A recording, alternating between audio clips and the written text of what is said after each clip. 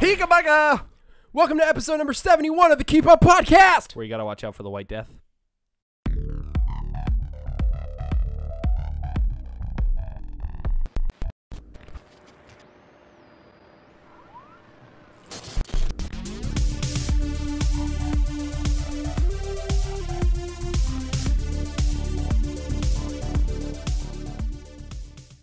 What's the White Death? The White Death is a Finnish sniper from World War II. Oh. He killed over 500 people.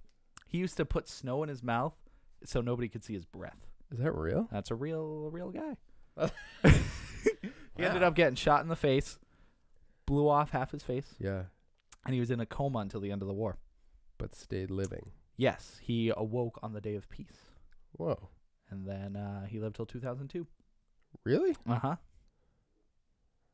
So the White Death. He was on our side? I mean, it was Finnish. Huh. That's right. I don't know if they were on our side. I don't know how I feel about the story. I'm just saying, watch out. He's still around. Mm-hmm. The White Death. Right. He's a Grim Reaper. 2002, though. Yeah. What year is it? There's a video only moment. So I'm excited to be recording. Am I? I don't know. Okay. All right. Me too. It's been 5,000 minutes. Yeah. Give or take. It's been, has it been 2 full weeks? 2 full weeks. 2 full entire weeks. Right, because last week we didn't. We didn't. And then the week before we did. Right. And I know we're just filling people in because you don't know when we do things, but. No, I mean, like, if you're listening to this now, last week was like months ago. Right. Exactly. But here we are. Here we are. We have a lot to talk about. Excuse me. Yes. I ate a lot before we came down here. That's good. What'd you eat? Cheese and pastrami, Mm-hmm. mostly, and a bunch of assorted nuts, mixed nuts. That's good. Good combination. Almonds. What's the best mixed nut? I don't understand that question. The best single Nut in a mixed nut container. Well, that's just the same. I mean, they mix all of them.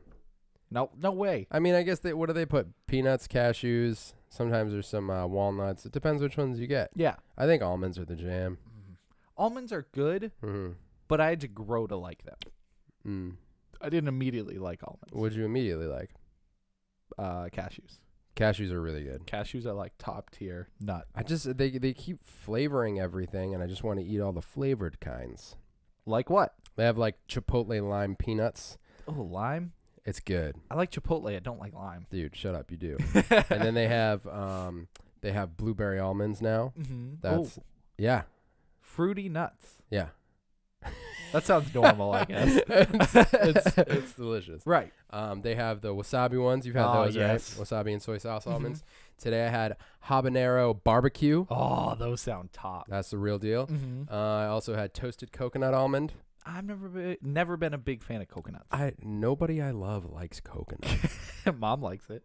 Oh, that's dark. Rachel doesn't like it. Simi doesn't like it. I think Jazz likes coconut. It's a texture thing for me. It's like well, you don't just eat like little shredded. You don't just eat like shredded coconut. Although I would, but what are you thinking about when you texture? I think of Can't make sentences. There's yeah, I get you. It's like coconut candy, like I can't think of I can't either. single like. I know I've had coconut candy like with like chocolate with coconut in it. Yeah, with like coconut shavings or whatever, you know. So you just don't like shaved things. I like shaved. You like shaved beef? No. What about shredded cheese? You like that? Yeah. It's Yeah. not shaved. They don't call it shaved cheese. Shaved cheese. I guess that would be worse.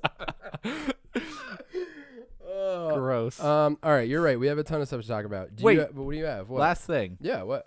Coconut on a peanut. So is that a nut? That's a coconut nut. Is a coconut a nut? Isn't it a fruit? Isn't a coconut a seed? Why does it have nut in the name? Because is it a seed? It's a really big seed if that's the case. Yeah, isn't it? If you plant a coconut, will you get a palm tree? Yeah. Why are palm trees called coconut trees?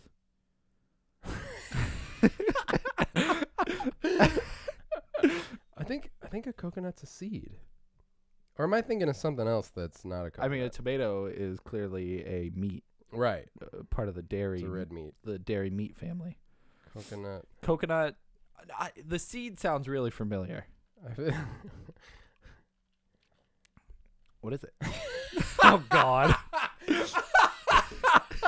I'm sorry. This sentence is really funny to me. I don't know if I'm gonna be able to read it because it sounds. Want me to read it? No. I don't know what's better, if I try to read it or if I should just give it to you. I can read it because you'll be dying the whole time. Just read the first sentence. All right. Don't read it first. Just read it out loud. Just read it out loud. I can't even read the first word. Can you do it? It's botanically. Botanically speaking, a coconut is a fibrous one-seeded drupe, also known as a dry drupe. I don't know, dude. The word fibrous droop is just really funny. A fibrous one-seeded drupe. One-seeded or one-sided? One-seeded. Oh, man. But then it said... It said, however, when using loose definitions, the coconut can be all three: a fruit, a nut, and a seed. Oh, that just... Oh. So we were discussing what it was, and it's all three. It's all kinds of stuff. Man, that is what we call a hat trick in the coconut industry. That is what we call that. Well, anyways, away from this conversation. Yeah. What comes first? Technology, stupid questions? Stupid questions. Okay, Yeah. Stupid questions. What do you got? Can babies get depressed? Yeah, I don't think so. They don't get headaches either. Okay, that's weird. That was a turnaround I wasn't expecting. No, yeah. I don't know. Maybe. I mean, I can't imagine. I feel like depression is a emotion you learn as opposed to being born with it. Yeah, that's actually a super interesting question to me because the headache thing that my response was actually was it a study? How do they even? No, I forget. I was listening to something. I think it might have been on Bad Christian or something a while ago. But there was a podcast I was listening to, and they were talking about how. Now, this isn't entirely true because I have heard young kids talk about having a headache. Yeah.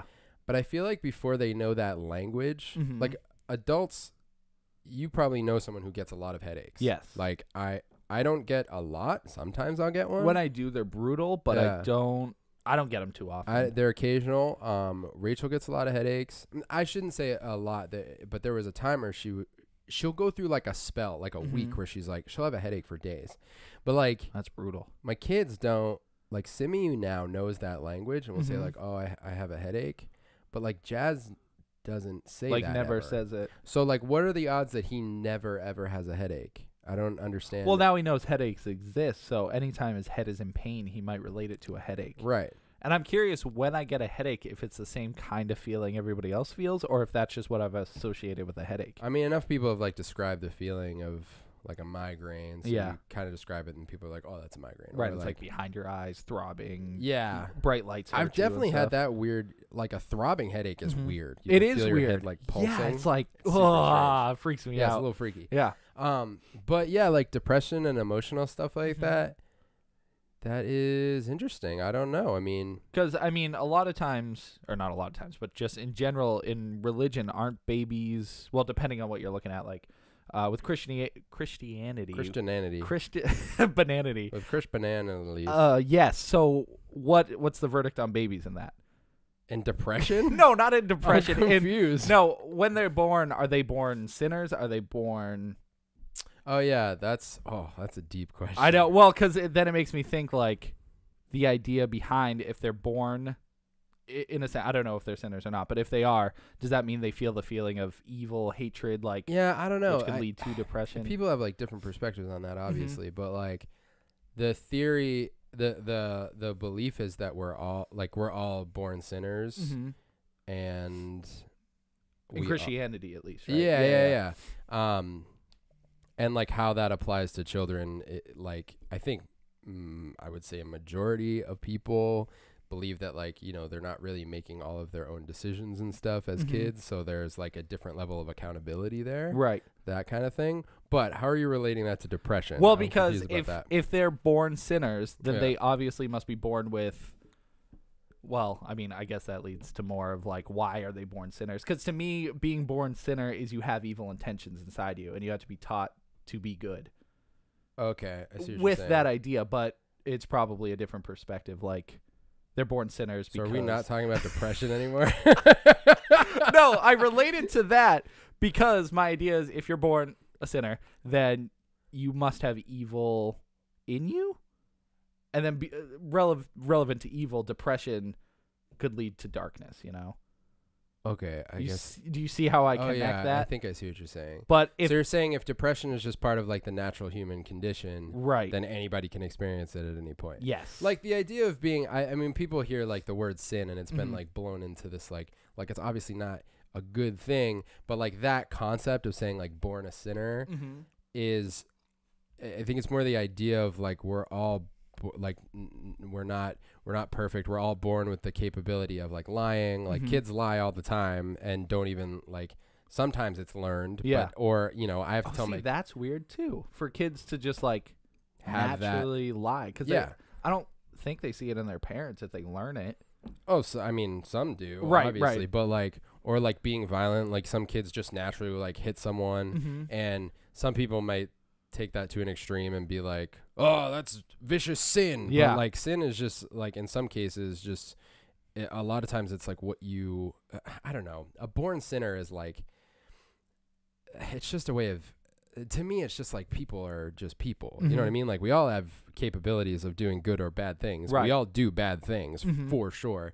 So that's what that I think that has been taken to a place where people hear like born sinner and you think people's being accused of something. Mm-hmm. But like I just know that my kids were born with the same capabilities I was born with of like lying or hitting someone when I'm mad at them Mhm. or that kind of thing. I think it's more so what it should mean to all of us is that we're in the same boat. Yeah. You know what I mean? Yeah, Like, we're all just human, basically. We Right. can make mistakes, and whether or not they're morally good or bad, yeah. I mean, that's just the human experience is to learn it. Yeah. I I mean, so, I think like defining sin, if you want to get to like into like a faith-based definition of it, Mhm. it's like a deliberate departure from what is good. You know, like Okay. deciding to hurt someone. So it's not just like you're just naturally sinful, like, yeah. or do you have to be knowing to do a sin? Well, like like biblically speaking, there's the idea of like accountability. Like once Mhm. you have the knowledge of something, then you can be held accountable for it. You know what I Okay. mean? Like think of like when you work at any job,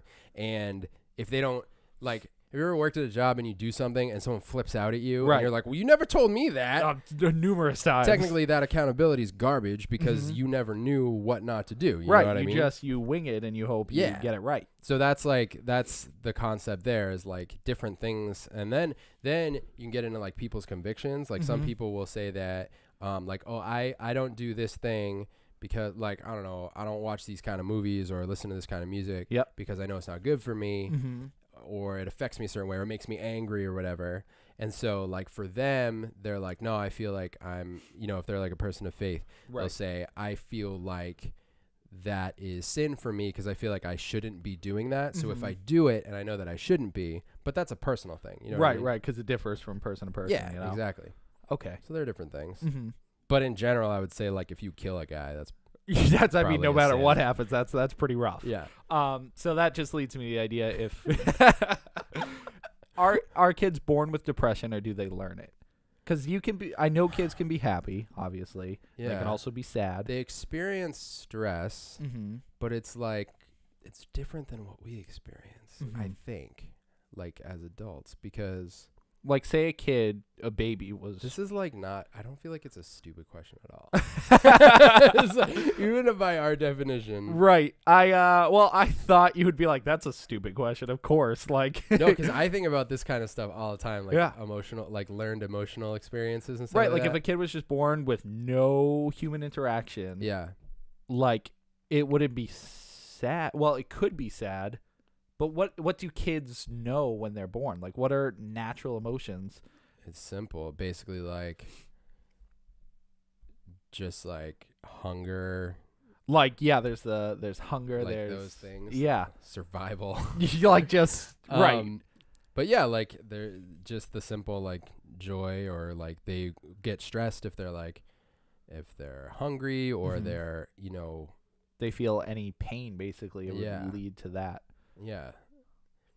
I don't know about depression though. I don't either.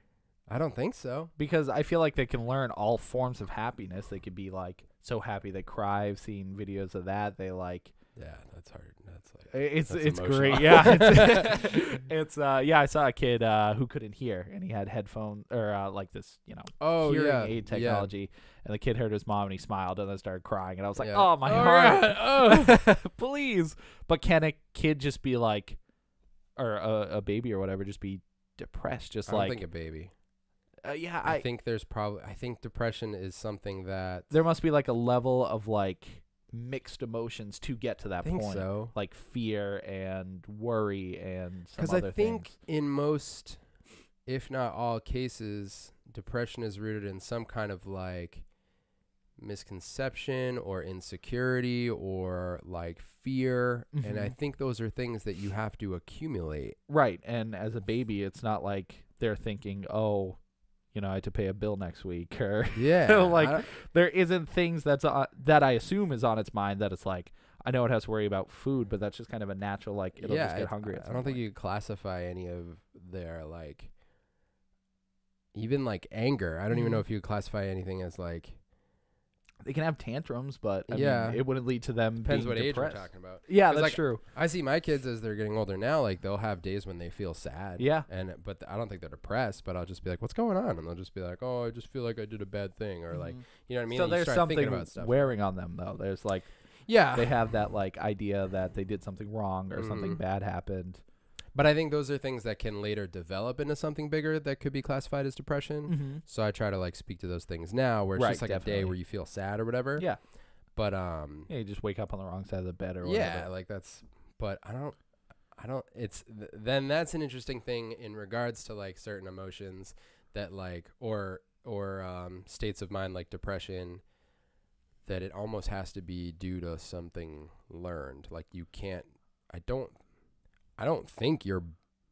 If it's a chemical imbalance, you might be born with something that would Lead to it, like possibly bipolar or like a something. tendency or something more more susceptible to that kind of. Yeah, so you could potentially learn depression just because your mind creates this like fear of whatever it could be.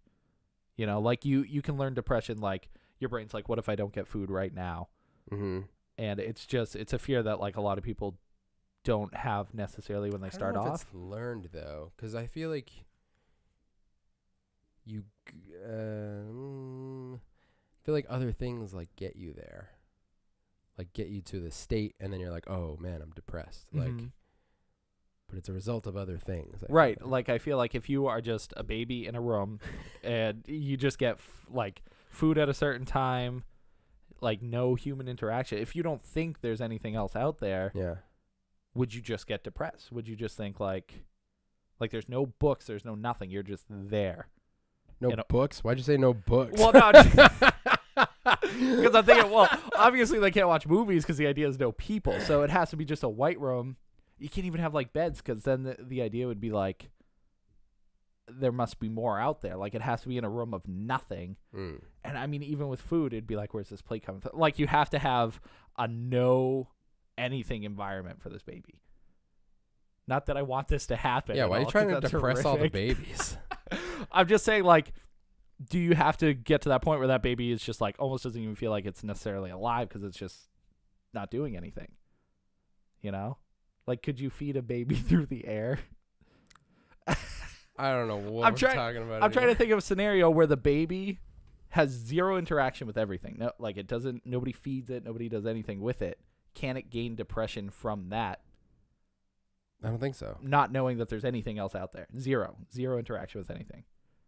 No. And it just gets food through photosynthesis, let's say. And it, Oh, I see what you're saying. like, because if there's no element of mystery, Raised by wolves. no, Let's say 'cause it's raised by wolves. I guess it could be. I almost just dropped it twice. So I'm gonna say depression is an emotion that is learned. Babies can't get depressed, but children can. That's what I think, anyways. Because I think you can learn it from your parents or anybody. You can learn it. I don't know if that's the accurate terminology. You can feel it, acquire it. Yeah, I guess you can. I You definitely pick it think there's from the something to skill tree. witnessing it and knowing that it exists. Mm-hmm. And then But if you're never exposed to it, could you feel it? probably, though. I mean, you can feel extreme sadness, but I mean, is depression just prolonged sadness? No, I think it's more than that. Yeah, there's like other things wearing on you, but it's Yeah. just like, I don't know. We just got real deep here, folks. We did. So definitively, your answer: I don't know. There's probably like can babies get depressed? no. Okay.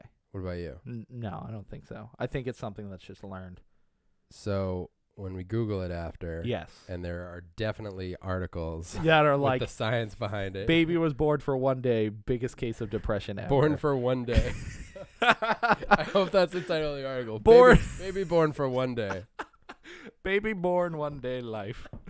Not depressed, though. Uh, Well, folks, what do you think? Leave a comment somewhere. Good luck finding it, though. finding what? The comments section. Why? Well, you can't comment on the podcast. Oh, yeah. Well, You can leave a review. Yeah. Which would be greatly appreciated. Wink.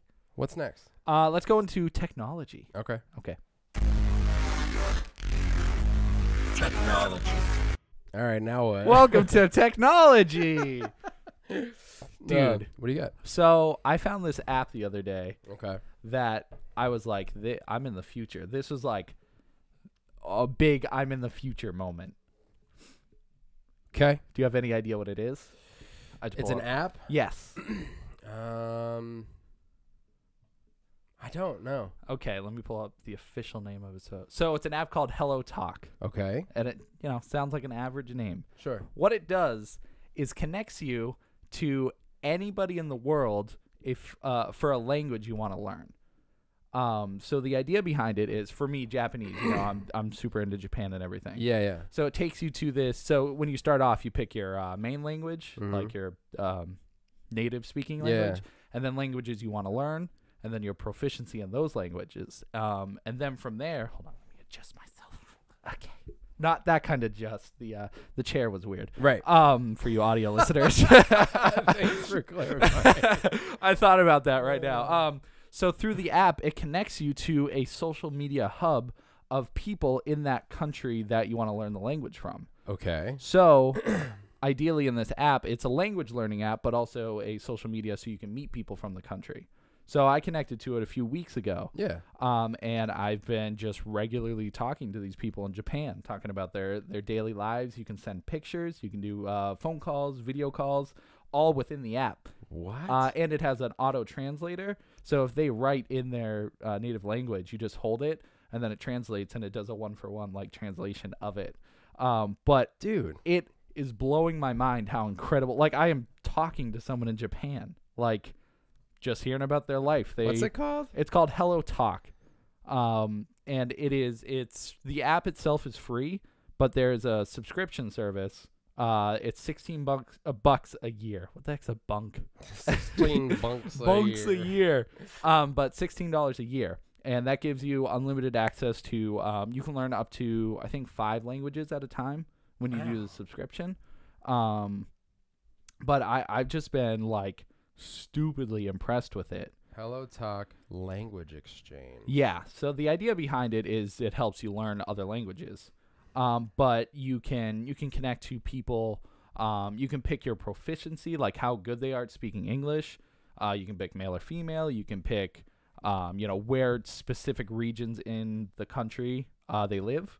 So like Japan, you can do Kyoto, Tokyo, Hiroshima, wherever you want to visit. Wow. And there is a lot of people on this app too. That's so sweet. I just wanted to tell everybody about it because I'm like, this is amazing. All right. So like you're planning on going to Italy at some point. Yeah.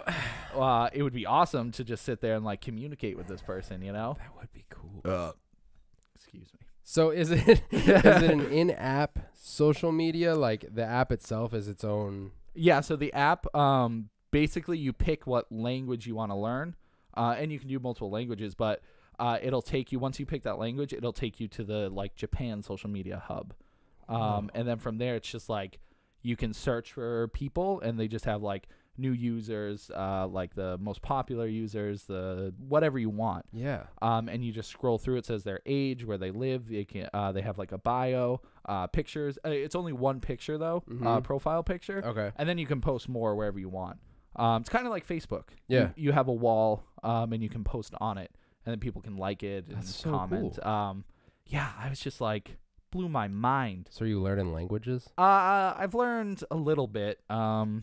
I've just been like meeting these people, like getting to know them and figuring out from there. Because I feel like if I just make a phone call and I'm like, hey, and they're like, konnichiwa, I'll be like, well, that was a good conversation. Okay, see ya. See ya. But I'm surprised at how efficient a lot of these people are with their languages. Like, they just seem to. Speaking of, look, someone just responded. Let me see. No, you're not allowed. Come on. No, that's Kaya. She's cool. What'd she say? I'm reading it right now. Hold on. It's loading up. Hellotalk. Oh, yeah, we were talking about Chucky. Like Child's Play Chucky. Oh. Because she was talking about at an event in Japan. It's called, I can't even, Hinamatsuri Dolls Festival. Oh. So that that's your worst nightmare. I know. So that we were talking about it, and I said I've always been afraid of dolls as a kid and stuff. So that's funny. That's so funny. Anyways, you don't have to read it because it's private. Yeah, okay. No, it's not private. She was saying she's gonna watch it with her friends because it's scary. But yeah. Anyways, it's a Hellotalk. Yes, fantastic app. That's really cool. So if you ever plan on visiting somewhere, like ideally, I thought it would be amazing to meet. Like when I go to Japan, it'd be so cool to have people I know there because they can show you around. That's true. Like, and they're very friendly. Everyone I talk to, nobody's been like, "Oh, I hate you." Well, that's good. That's good, but no, I feel like they're just as excited about learning because they want to learn English as well. Yeah. So it's kind of a back and forth thing. Yeah. But some people are just looking for friends. Some people like are very adamant about learning a language. Dude, that's awesome. But yeah, and you can send like voice clips to practice. So like you can send. It's like a phone call, but basically it's short little clips, and you record what you're saying, and that's they how make people, fun of how bad your accent is. Yeah, they laugh, and then they're like, "That was great," and then that was the end of that. But cool. Anyways, I've been super interested in it, so That's awesome. yeah, it just like, and there's no like charges or anything. If you text someone or call someone from a different country, it like cost $1 million free through the internet. So, dude, that's radical. Mm-hmm. I was very excited. Okay. Well, I'm glad you shared that. Yeah. Because I might download it. Yeah, if you want to talk to someone from, anywhere. You can pick where they are? Yeah. Yep, you just pick what language you want to learn, and it says what you're proficient in, and then... That's sick. Yeah, it makes my eyeballs blink a lot. But why? Because I'm just so excited. Okay. And I have one more piece of technology to talk about. You hear anything with Amazon recently, my friend? Whole Foods? No, not Whole Foods. Oh. That's kind of cool, though. Did I not save it? Oh, I hope I saved it. I'm the worst. I didn't save it. I guess I'll have to go off memory then. So Amazon announced a new security device that you install into your home for their deliveries. So the idea behind the device is the delivery men have access to your home for like 2 or 3 minutes to deliver the package inside. So it's security, so nobody will steal your packages. Basically, they get this like electronic code sent to them when they're about to arrive, and then they go in, and there's I guess there's cameras and like sensors and stuff. No way. I would never ever do that in a million years. To have these guys go into your home, drop off the package where you specify, and then leave. How do you know they left? Yeah, that's what I need way more details because I would never. It sounds ridiculous. Is this going to be like, are you going to have the option to? Yeah, it's not necessary whatsoever. Because like. No. Oh, God, no. Dude, that's like a month or two ago. I'm sitting at my house and Alicia, one of our friends who lives with us, she's in the living room and I'm in the kitchen. And I hear our door open and someone walks in. And it's the time of day where I'm like, that's weird. Nobody should be walking in right now. Who the heck is that? And I hear Alicia go, hi, can I help you? And then I just hear like a guy's voice and then the door closes. And I'm like, I walked in and she's like laughing. I'm like, what the heck was that? Yeah. And we have our friend who owns our house that we live in. Yeah. He has some of his business trucks and signs on the side of our house that we don't park on. Mm-hmm. And he was delivering something for his business and thought that the house was the business. So he just walked in to our kitchen. That's freaky. He just walked in the house. Yeah, and yeah. He looked and Alicia was like, hi. And Hey, he was like, holding oh, the I'm baby, sorry. Like, yeah, seriously. Like he was like, oh my gosh, I thought this was a business. And Yeah. like shut the door and ran out. But it's like, I don't want people just walking in. No like way. That's super weird. I could see if you live in an area where you have a tendency for your packages to be stolen. But it's still freaky regardless. You are giving someone access to your house, and 3 minutes is a lot of time. It's a ton of time. I think you can set the time. But like you said, how do you monitor something like that? I know there's a lot of like safety precautions. Like it records the transaction, and I think you have to have cameras with it. So they install cameras all around the house. But there's just no way because the guy could go in, drop off the package, take a bunch of things, and leave. And I mean, it's on the cameras, I guess. But what cameras? You got to install them in your house? Yeah, you have to install them in and around your house. Like it's a security system, but it's also to protect your packages. That's so weird. But it gives you access to any stranger who's delivering packages. So it's like if the guy feels like one day taking everything, I mean, nobody's stopping him if no one's home. I don't like it. I don't either. It's freaky. It's stupid. I think it's dumb. It's dumb. It's dumb. Nice dumb move, technology. Amazon. I know. Nice move. I don't know. It made me laugh. That they announced that like 2 weeks ago, I think. But good thing I don't use any Amazon services at all. Right. Except for Whole Foods. Would you hear about that Amazon store?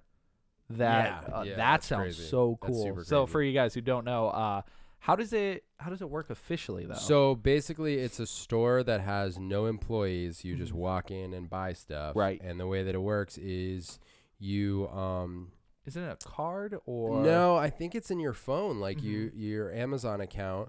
You walk in and it somehow, I do forget how it knows that you're in there. Yeah, I thought I heard a card, like you scan a card to get in, like on the outside. I think you're right. You scan to get in. Yeah. And then when you leave, it scans or it knows you leave or whatever. Yeah. But anyways, you grab what you want, and then when you leave, it scans all those items and just charges it to your Amazon account. Yep, and if it's so advanced, like the shelving does it by weight and stuff like that, knows what's on it, knows what each item costs, and when you pick it up, it knows that like it's that you picked it up and it charges your account. If you pick it up and you're like, oh, never mind, and you put it back, it won't charge you when you leave. Oh, that's incredible. It's insane, dude. It's so crazy. What if you like put it back in the wrong spot or something? I don't know how that or works. if it doesn't rester when you put it back, or like you put your hand on it. There's bound to be a bug here and there. Definitely. But I mean, how that's the future right there too. Just freaking walking in the store, grabbing what you want. Yeah. Automatically charge. Yeah. Oh, that's freaky. Cool so though. Crazy. Yeah, it is pretty cool. I think there's only like one. Yeah, I think it's in Seattle, I want to say. Yeah. But I'm waiting for it. I'm glad we live near Boston because that's like one of the big cities to get things. Yeah. Because like obviously where we live in freaking New We're not Hampshire, gonna get an Amazon store anytime. we're not gonna get anything. No, we have tire shops. That's our big attraction. So many of them. So many. I don't know why. Oh, breaks my heart. Yeah. But that's all I had in technology. Okay. We have to go into TV. Okay. All right. Television. All right, man. I got some things. And stuff. Yeah. Cool. Let's talk. All right. First thing, I'm gonna start off with some news that I found out. Okay. I have talked at length about how the current Ninja Turtles animated series is like one of the greatest things that's ever happened to the franchise. I found out days ago it's being canceled. How? Why? How and why? So it's kind of confusing. I don't fully understand it. They're in the midst of season 5 right now, which is going to be their final season. It almost sounds like they were like canceled without knowing. Okay, so here's what's really strange. They've already announced they're in the middle of it right now. It's a Super Shredder arc is what's happening right now. Oh, nice. Yeah, I just started watching it today. This particular arc. They are still going to do another arc including Usagi Yojimbo, which I'm super stoked on. Yeah. And a 3-episode arc with what's happening. Oh! I'm getting a little sick. Oh, so. I saw it. Yeah. Gross. A 3-episode arc of focus on Bebop and Rocksteady. Oh, that's cool. Which that actually already came out. So the strange thing is they're not, Nickelodeon isn't really voicing it like it's being canceled, but it is. But what they're saying is next year, 2018, they're launching a new animated Ninja Turtle series. That totally makes sense. It's a 2D series with a working title of Rise of the Teenage Mutant Ninja Turtles. I think I've actually heard about that. Really? But wasn't it going to be more kid focused? Well, they had The dinosaur one come out? yeah, which was like, Oh. I forget what it was called, like Half Shell Heroes or Yeah, something yeah. like that. And it had some of the same, I think maybe all the same voice actors. And yeah, they're like a smaller, it's like what's the Avengers version, the Marvel Heroes or whatever. Superhero Squad. Yeah, it's like that. I think we made the same comparison before. It's just like little versions of the Turtles. And they put out that one movie where it's like the prehistoric turtles. And they, I don't know. I don't have a lot of details about that show that's coming out next year.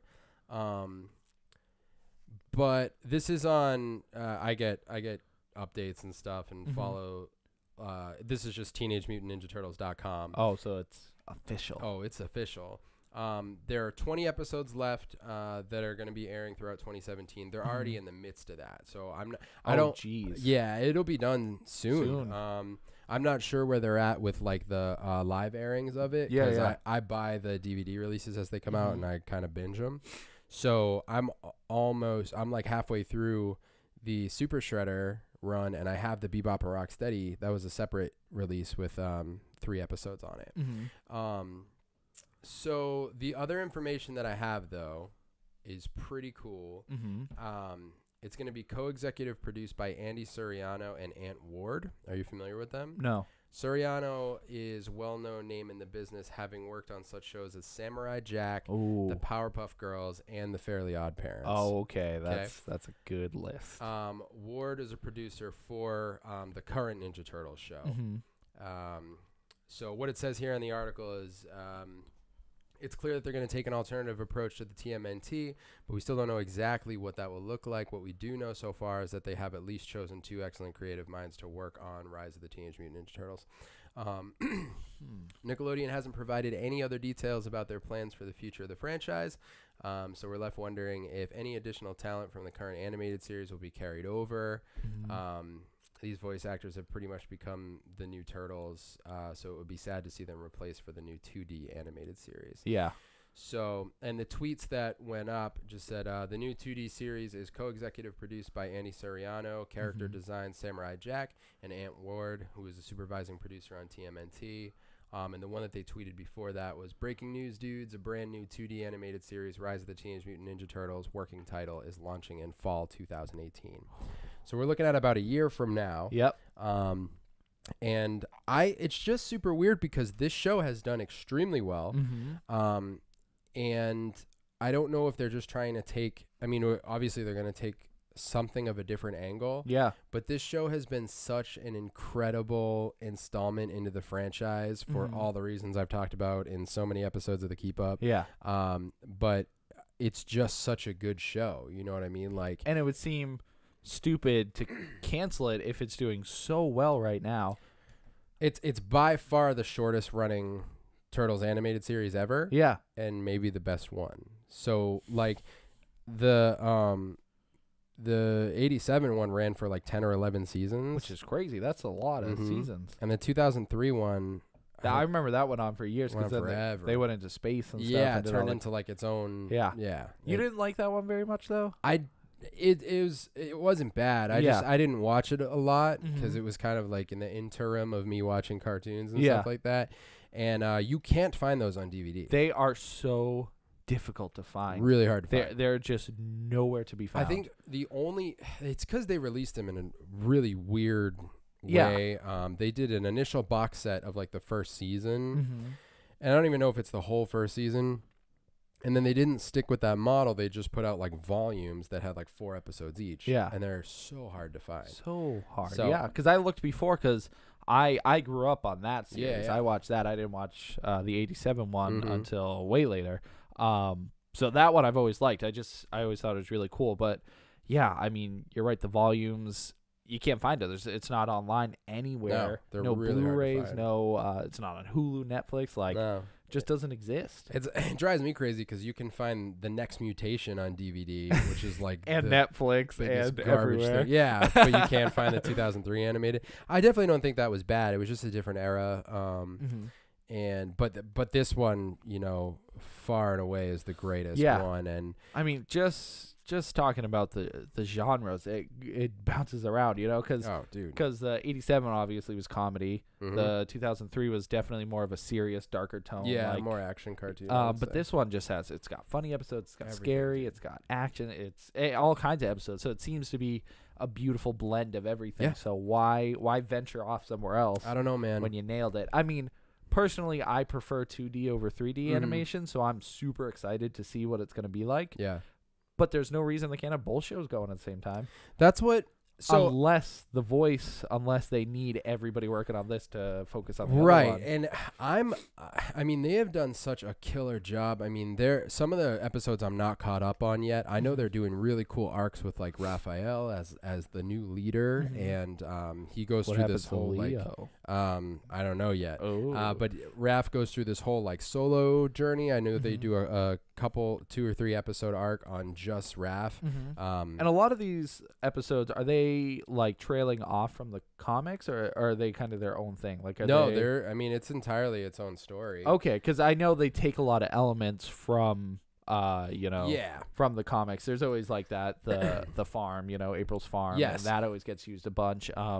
But it's definitely going its own direction with Yeah, it. it goes its own direction, but what it does, which is what the current comic book series is doing the same thing but in different ways, which just amazes me, is they're bringing in elements that, not to sound like the biggest nerd on the planet, but only true Turtles fans would get. Like, seriously, the one I always mention is using the voice of Michelangelo from the original 1990 live action film as the voice of Mondo Gecko, a character that not everyone would even know, Right. and having him say Cowabunga and him and Mikey hanging out together. Like, there's so much meta cross reference in that. And That's the turtle nerd dream. yeah, right you know what I there. mean? So like they've done so much of that, pulling from all the different material, but the story itself is its own thing, but it's so big, and they bring in things like the neutrinos and the triceratons and super shredder. That's I directly don't know from any of those words you just said. and Fugitoid and I do know Fugitoid, okay, good. but it's funny, just all those names there. And those are from like the original run, Yeah. like of comics. You know what I mean? The Triceratons and there are a couple other. There's another, I can't remember her name, but they bring these things in and make their own story with them. But it's so awesome for us fans. yeah, you it's know what I mean? like we say it all the time. It's fan service. It not is sexy fan yeah, service. not the sexy kind. So there's a wicked fun, dude. I Oh, watched God. I watched 3 episodes this morning, Mhm. and there's a part where so you know who Razar is in the show? I don't think so. So Razar originally is in Secret of the Ooze, Mhm. the second live action Turtles movie. yeah. And he's the wolf. Okay, yeah, Okay, yeah. there's Tokar Yep. Razar. Mhm. In this one, Razar used to be Dog Pound, who used to be Chris Bradford, who was like an action hero based off of Chuck Oh. Norris. Yeah. I saw the episode with where he became. He becomes Dog Pound. Yes, which he's smaller at that point, isn't he? Well, he has like one big fist. Yes, and yeah, he yeah. transforms again and becomes Razar. Which is a bad guy, I assume, He's- because yeah, he was yeah. bad in Secret of the Ooze. Yeah. So he attacks Mikey in the episode I watched today, Mhm. and he's like, "I've always wanted to see a turtle without his shell." And Mikey's like, "Bro, you want to see me naked? Let's get off of me," or like something like that. And, like, it's just, I freaking love this show. So clever. Yeah. Anyways, you said not the sexy kind, and that reminded me Of like, that. Mikey being like, "You Sexy, want to see me sexy naked?" Mikey? Is that what No, you're it thinking just of?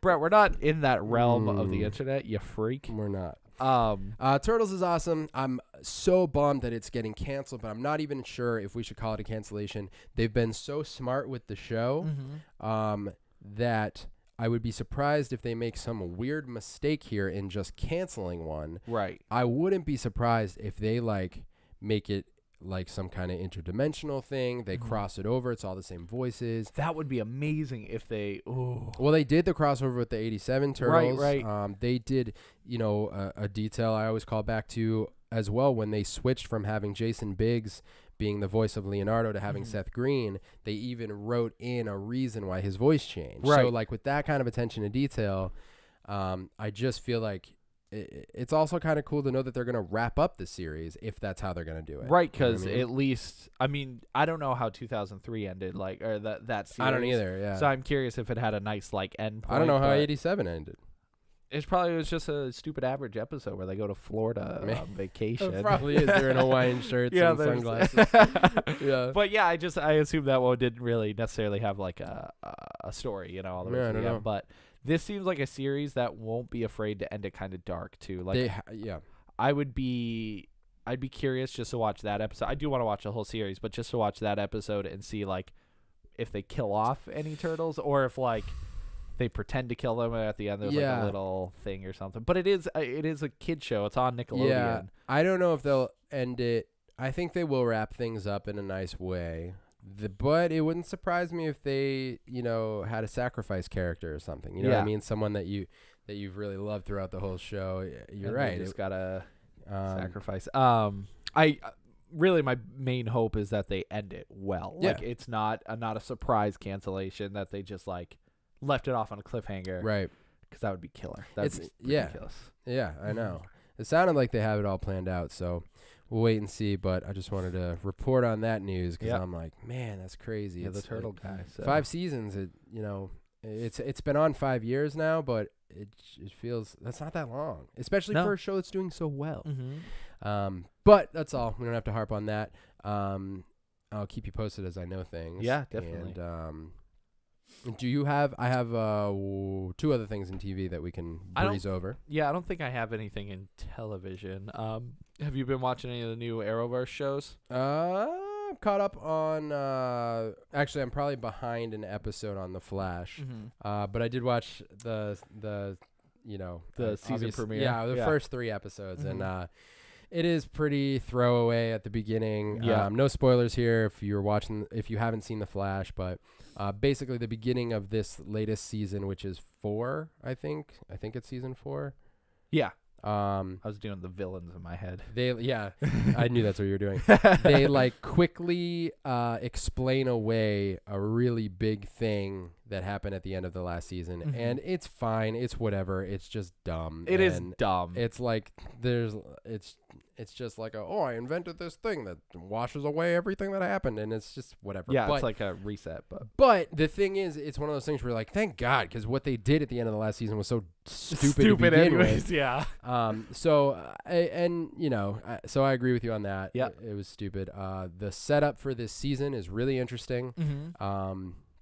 They kind of they foreshadow there are going to be a lot of different villains, which I like that. It's to me it feels like the old Batman animated formula. Yeah. Or you saw this a lot in Batman Beyond, where every episode was just a different villain, and they would show you how. Actually, Supergirl season 1 kind of did this too. The series have jumped around where it's like there's individual episodes, but there's also like always the big, overarching story. Right. But I like that format better where it's a different villain each week. Yeah. And Flash first season for sure was like that, and then they totally departed. That's right, with all the metas, all the different. Yeah. But that's why I'm so excited for this season, because they're totally going back to those roots of like just single episodes, and I think Flash works out much better that way. It's just like I agree, and they've been much more lighthearted, which makes me so happy. And I think a lot of the frustrating, emotionally, not emotional, like just there were a lot of like dumb decisions, relationally speaking, that happened, and just be kind of like, that's dumb. I wish this would just be over. Right. And I don't want to get into specifics, obviously, but I feel like they're focusing less on that stuff, not in a bad way. But now the team seems to be functioning in a way that I'm like, that makes sense. That's how they should be functioning. And there are a couple things here. I'm not sure what's going down with Caitlyn. I'm not sure what's going on with there was another character that I was like, oh, what's going on here? I can't remember who I was thinking of though, so forget it. But yeah, it's good. It's still my favorite of that universe. Yeah. Rachel and I were talking about we're probably going to try to catch up on Arrow again soon. Legends, I'm on my own. She has no interest in watching Legends. I heard Legends, everyone keeps saying is top this right now. Really? It's better than Flash, Arrow, and Supergirl. They're saying it's killing it. I don't know how or why, but I'm skeptical about that. But I did read about the Halloween episode, and it's a parody of Halloween. The movie? Yeah. Oh wow. The whole episode, I guess, is a parody on it. I haven't seen that it, show. They can do like fun they can do goofy, one-off episodes. But anyways, Flash can too, actually. Yeah. One brief specificity: the Flash scenes with the like the therapist. Yes. All that stuff was really funny. It was hilarious. And, because it was done really well. They acted really well. And the last thing, and then we're gonna stop talking about it because I know everyone loves when we talk about this. The villain, I like how they do the exact opposite of all the villains past, like, because he's kind of in the chair. Oh, I don't even know if I didn't even catch that. But you're right. I don't think he could walk. I don't think so. I think so it's funny. He's the exact opposite of all other speedster villains. That makes a lot of sense because. I wonder if they were like, all right, guys, we got to do something different this season because, like, I know we've done speedsters and it works out, but we gotta just like faster, fastest. Like that's I know that's the villain. Now we gotta stop. Yeah, and then they thought, what's the opposite of running?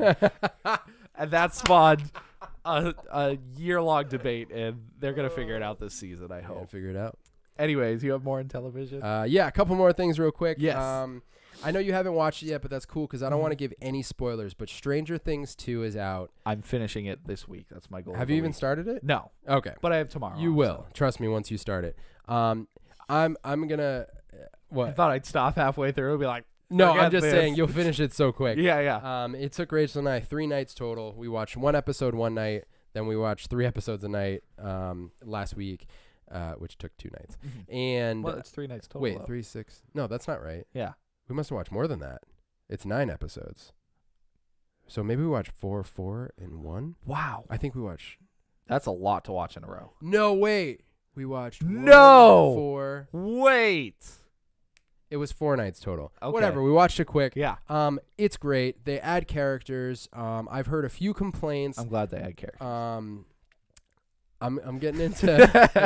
They add some new characters to our little town of Hawkins, and I've heard a few complaints. I don't want to speak to any of them too specifically, but I do understand why people could have complaints both with one particular episode in the series. I'm not going to say which one, and also, but you'll know one stands out. There's an episode that stands out. I wonder why. I don't want to say the specific one because I heard this particular episode. I heard people say, "Oh, I loved it," except for episode number whatever. Right. And then I didn't like that going into because then going into it, you're kind of like, "Oh, what's going to be wrong with it?" But I will tell you, there's an episode that stands out. You could definitely pull the good out of it, and it serves a purpose. I could also see why people were kind of like, about that episode. Yeah. But it is cool because it changes up the format of the show.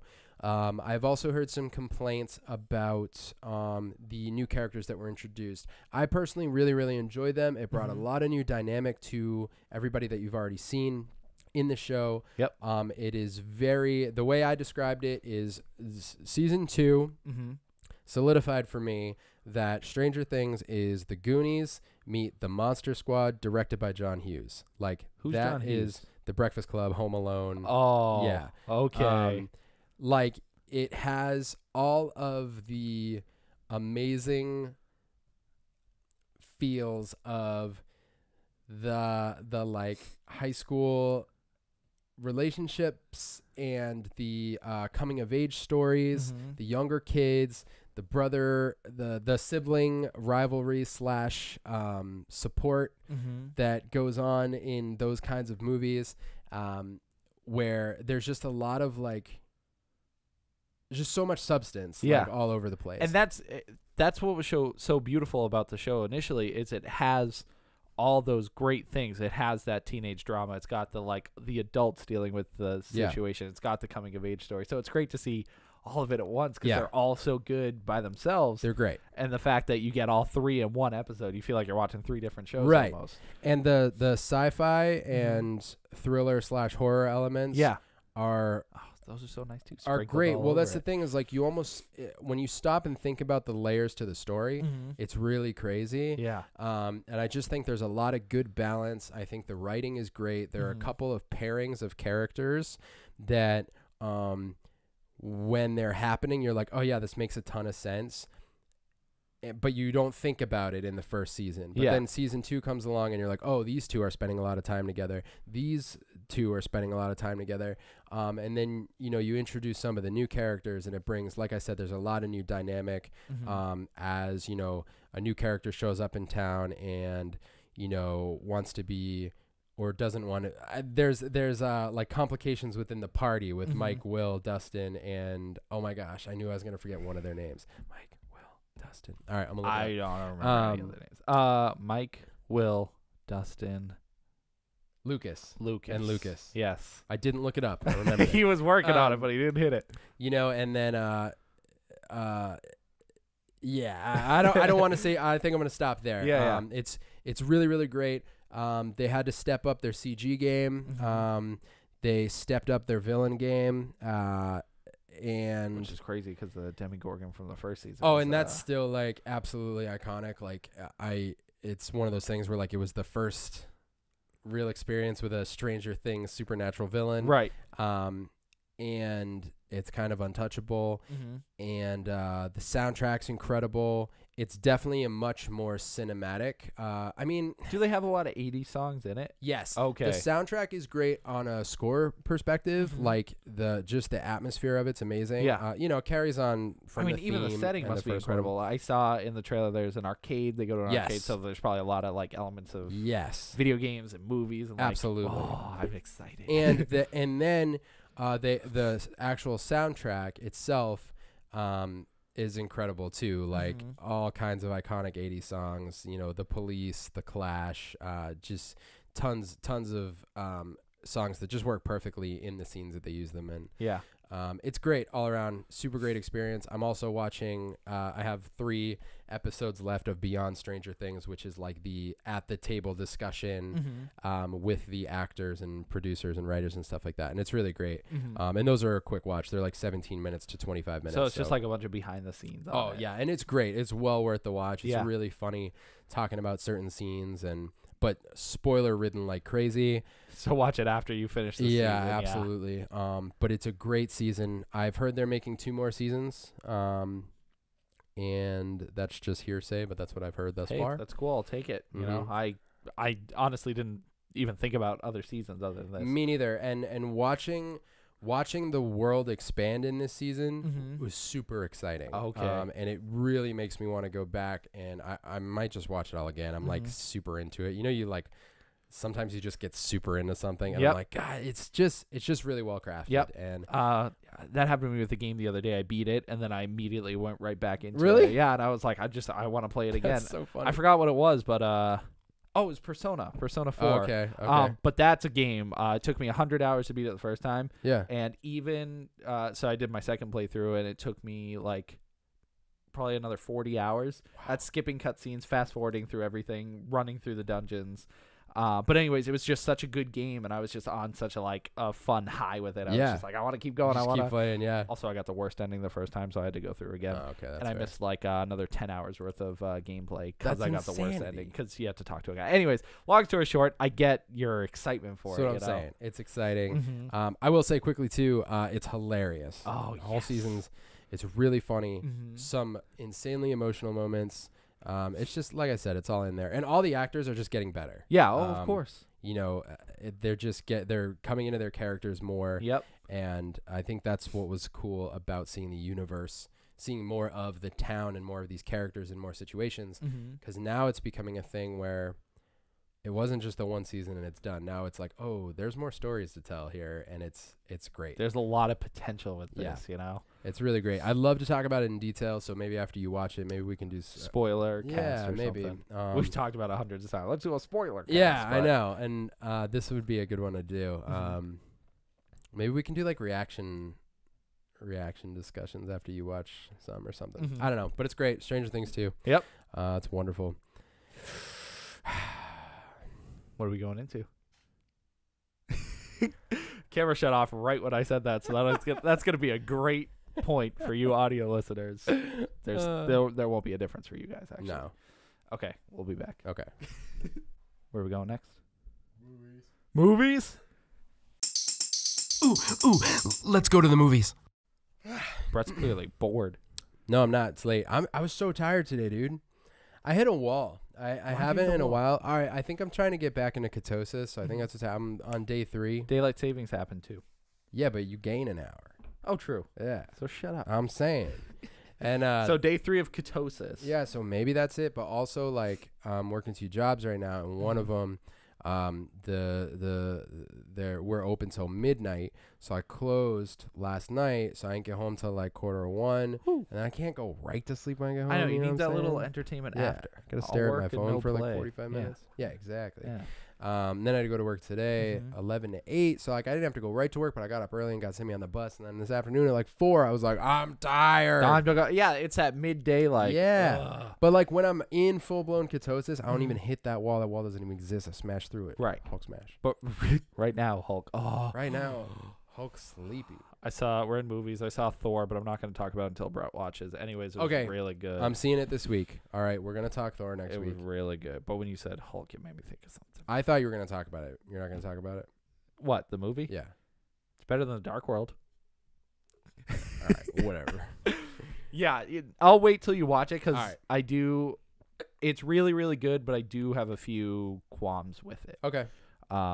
But Rach literally just texted me. We're going Thursday. Oh, so nice. We'll definitely have seen it. So we'll do the podcast again Thursday night. Thursday night. Okay. I'll come straight here. Good. We could do it live. Yeah, we'll do it live. Yeah. So I got movies. What do you got?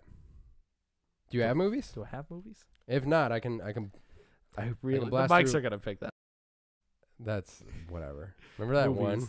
I do remember that brutal one. I do have one movie, but one movie, but I'm not talking about it this time. You're not? No. Yo, I'm running the show this week. What's the deal? No, I got games, man. All right. You're gonna be so quiet. No, you're gonna talk a lot of games. No. All right. Now this is a movie that we've both seen. Yes. Okay. So I know we're not in October anymore, but I'm still. Oh, let me guess. It's The Ring. Have you seen Rings? No. All right, I heard it me was neither. bad. I don't know.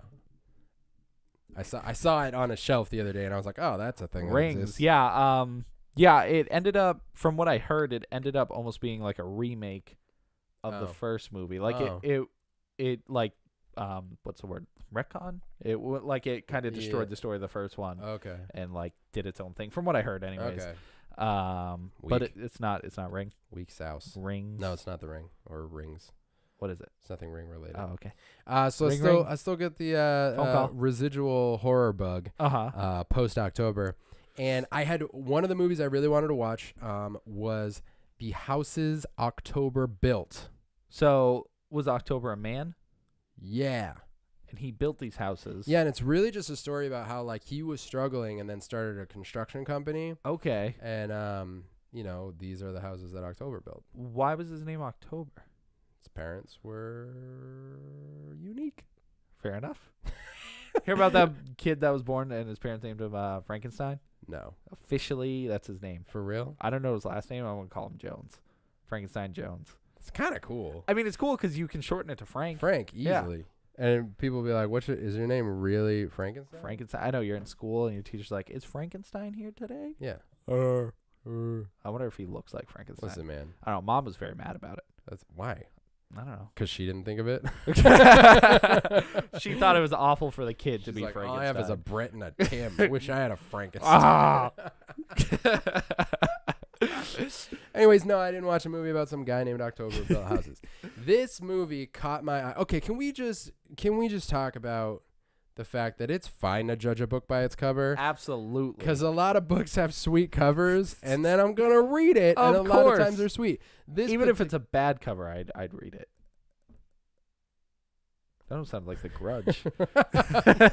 I freaked you out a little. It just freaked me out because you looked a little bit over my shoulder. This particular book is a movie called The Houses Octoberville, and the cover of the DVD is now I really love like character design, creepy creatures, that kind of thing. But it had none of that. It had costumes. It had people in costumes, and the one that stuck out to me was like this giant, kind of like a doll. She was wearing like a doll mask. Do you remember that one? I do remember that one. Now, I was just like, that looks cool. I had asked you about it. You said you and Mom had watched it. And you're like, yeah, it was pretty good. So it just stuck in my head, and I found it on Netflix. I watched it, and I really, really liked it. Really liked it. There were a lot of things conceptually about the movie that I really dug. So the concept of the movie is there are, I want to say 6 friends total. Are you threatening me with a cup of water? You just sounded like you needed one. I could use a little bit, actually. Hold, please. So yeah, the idea is these 6 friends are hunting for the scariest haunted houses in the United States. In the U.S., yeah. They get in an RV. By the way, that was excellent. You started drinking, and I totally. It was thank you. I had to point that out. Killer vamp. It was great. No I didn't pun vamp. intended. I continued what you were going with. I clearly that don't was understand. high class podcasting, folks. And I ruined it by pointing it out. Is it still high class? No, we lost it. It's gone. So these, I want to say it's 5 friends, maybe 6. You said 6, and I just went with you. So. Did I say 6? Yeah. That might be what it is. I don't remember. I'm going to look up the details because there's some cool details about the filming of it. They. Let me see the cover again. 3, 4, 5. Yeah, 5. So it's 5 friends. That's the cover. Okay. Yep. I remember that. So 5 friends, and they are seeking out the scariest haunts in the U.S. around Halloween. And there are 2 in the party specifically who want to find like the most extreme haunt. Are they making a documentary in the film? It's found footage, by the way. Yeah. So the whole thing's like found footage style, and the thing is the guy, he like brings his camera. He's like, I'm documenting the whole thing. And these 2 guys in particular are like, we want to find the most extreme haunt we can find. And throughout the film, they're showing little clips of interviews with like scare actors at the haunts and stuff saying, oh, I heard about this one place where like they really push the limits. We've heard of some places where, you know, it's you know, no holds barred. You can grab people, they might not hurt them, but they're going to drag them around. Or then there's some places who push the limits, whatever. So what I really liked about it is throughout the majority of the well, at least like the first half of it, all of the scares are based on you going through these haunts. So you're getting the same, and it's first person, it's the found footage style. So you're getting this story of these friends going and looking for these haunts, and as they go through the haunts, they get progressively like more twisted and more scary and more extreme. And they start to have these interactions where you start to question whether or not it's real. And it plays on the ultimate fear of when you go into a really good haunt, you're like, man, what if these people weren't messing around and someone pushed it too far? It's funny you say that. I've never actually had that thought that like there are people here who aren't actors. But if you think about it, that's horrifying. You don't know who's in there. Right. You don't know who's, you know what I mean? And they touch on that. Hey, a Beatty lug. They touch on that with within the movie with the little clips interviewing, I think they really are, but quote unquote, like the managers of the house haunts. Yeah. And house haunts of the haunts. The haunted, whatever. Yeah. And they're just saying things like, oh yeah, no, we're looking into doing background checks, but we've never really done that. Wow. And hinting that like, oh, then they interview one guy and they're like, so wait, part of your community service was being a scare actor? And he was like, yeah. So this dude like was arrested. Right. And his community service was to be a scare actor. That's you know what I mean? terrifying. Yeah. So they're playing up on those as they're going through, and it's like they're cut scenes between them going to the haunts and then they're on the roads. traveling, and like I said, they just go from haunt to haunt, and the haunts are super scary.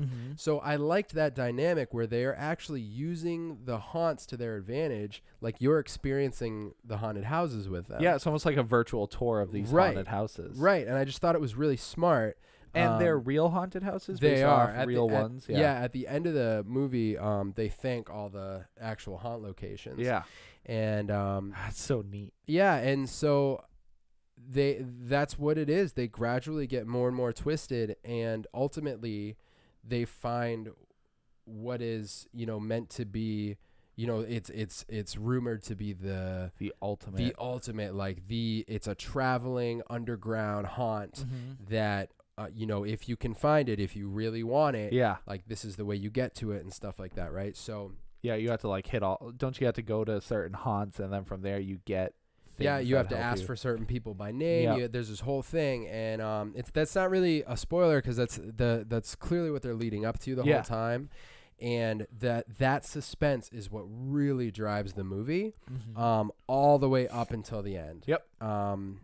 I really liked it for all those reasons. Each character is actually played by, they all are just their names.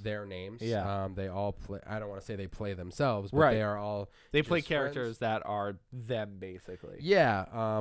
Brandy Schaefer, Zach Andrews, Bobby Rowe, Mikey Rowe, and Jeff Larson. They all just play themselves, their own names. Bobby Rowe and Mikey Rowe, like in the movie, they talk about how they're brothers. They actually are brothers.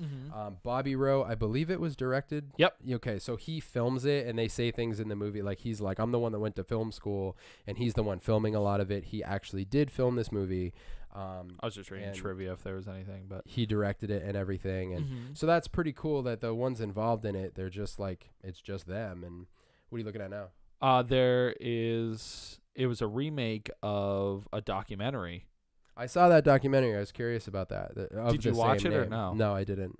Oh, so they made a documentary first. It's their movie. Oh, really? Directed by Bobby Rowe and one other. Okay, I didn't know that. So so they made this documentary, The House is October Built. Okay. And then they made a movie off the concept of this documentary they really made.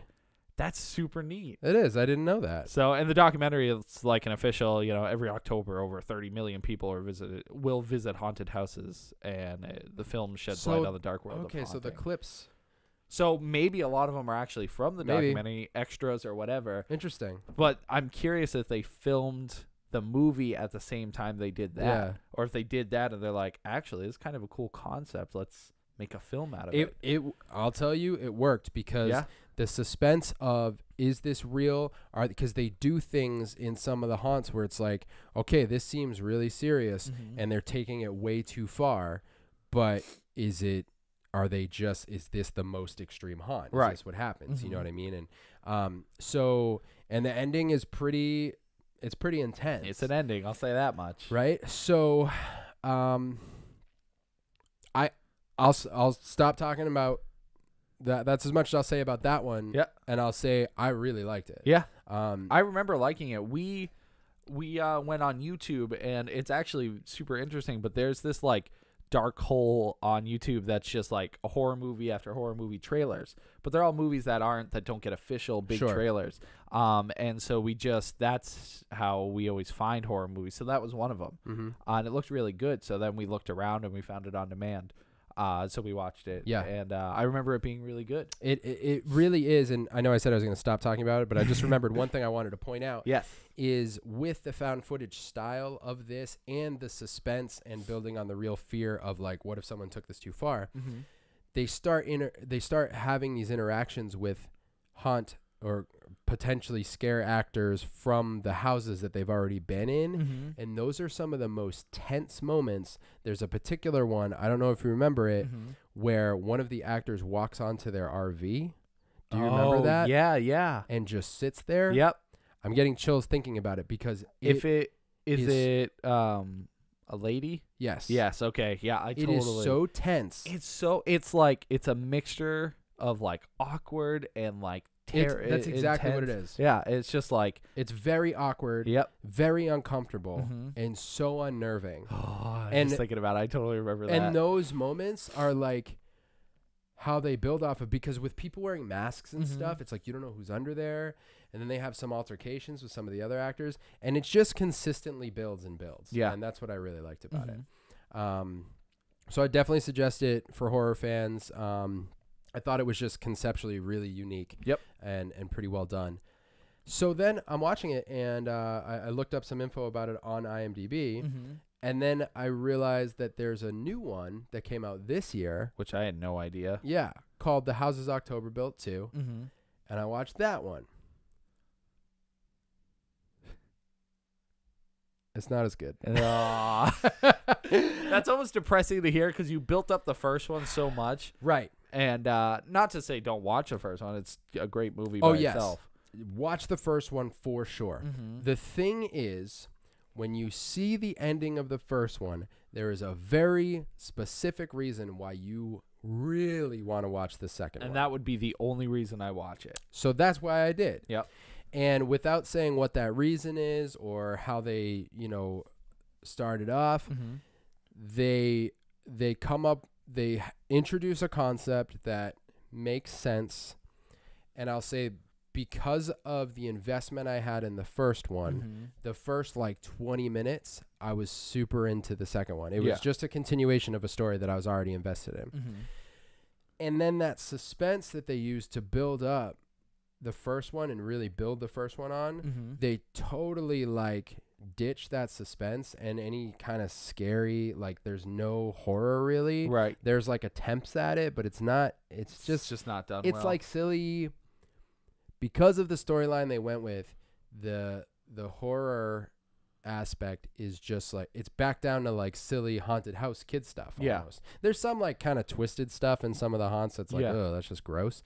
But it's not scary. The first one had this intense scary, this scary intensity, I should say. But then they eventually get to a point, because I'm watching the movie just waiting for that intensity to kick in again, and it does. I don't know, an hour and 10 minutes in. That's long. They hit you with, it starts, that intensity comes back in, and you're back into the suspense of wait a minute, is this real or what am I looking at? Right. And the ending is, it's good. It adds a twist to the whole, everything you've seen from the first movie. Oh, okay. I like that. So it's hard because there is a definite lull, the mid 40 minutes, probably the whole second third of the movie is you could just do without it. Yeah.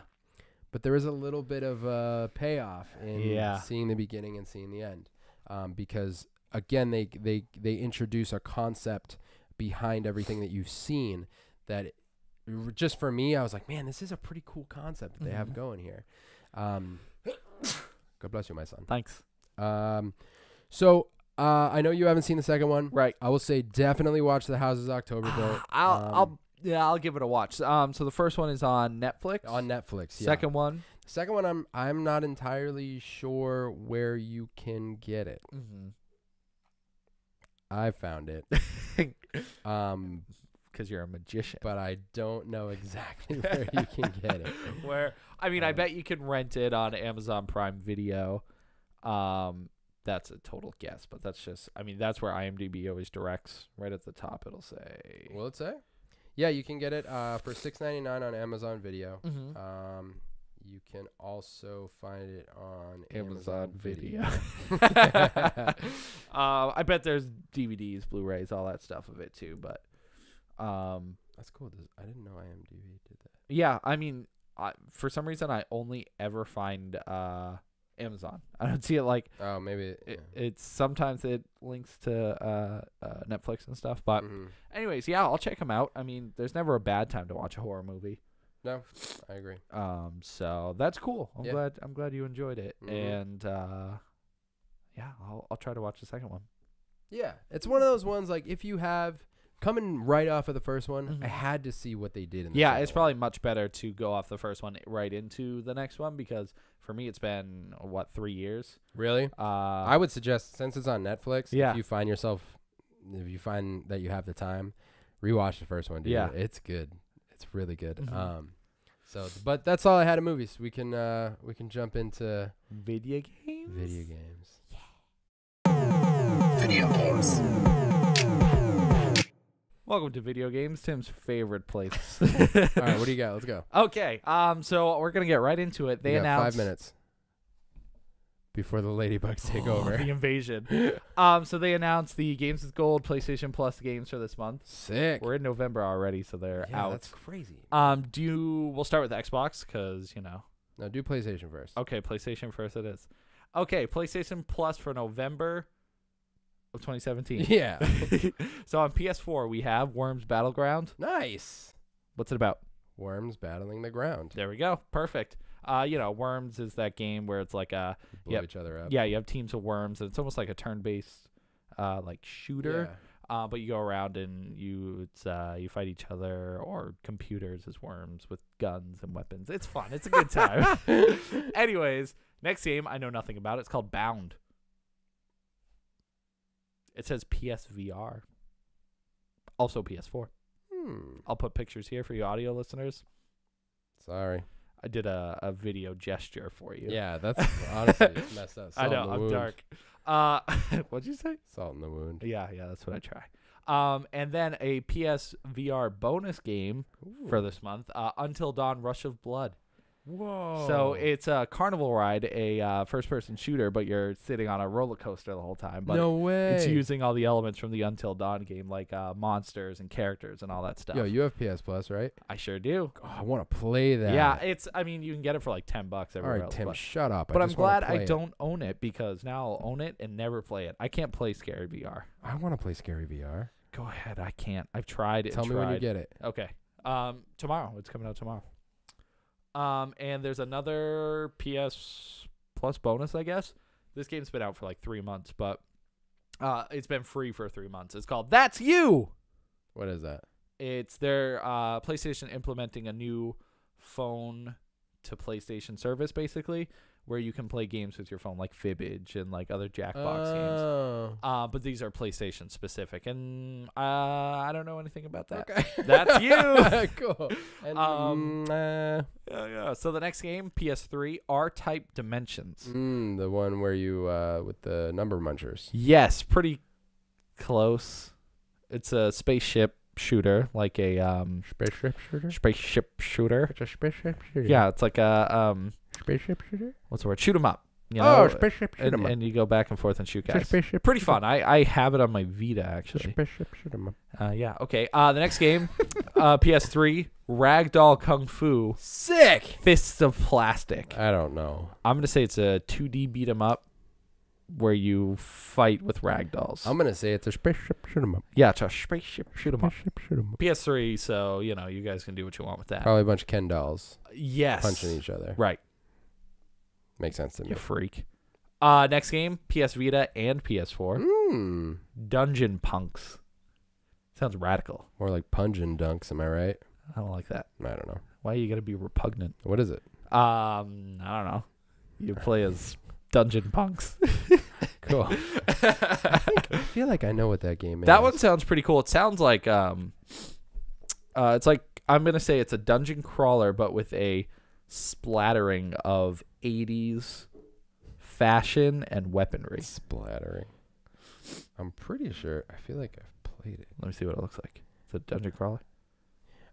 You know what? It's kind of like Oh, it's it's like Golden Axe. yeah. Okay. That actually looks pretty cool.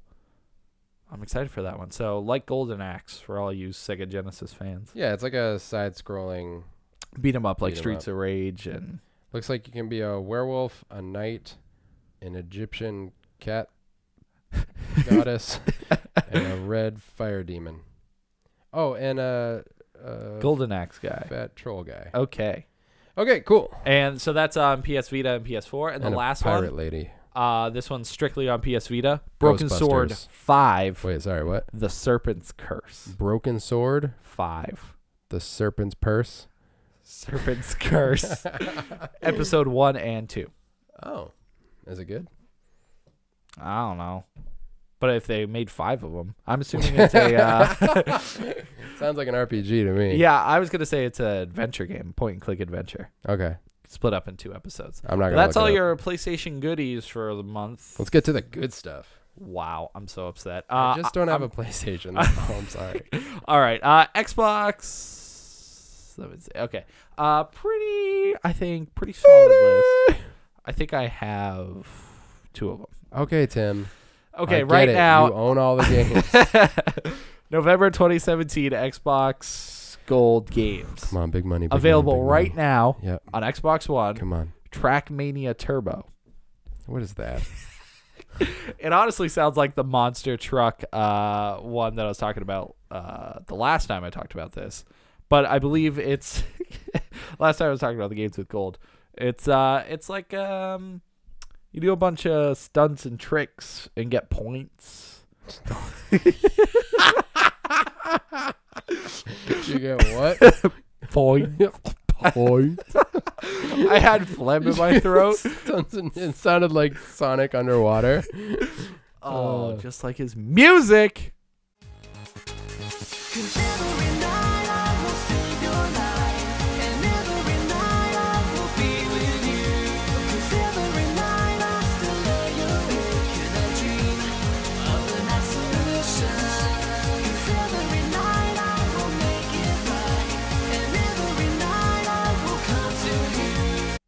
I guess underwater is more like. I can't do it. Finally, the great Sonic vengeance. That's what you just did. Is that the? I always go, wah, wah.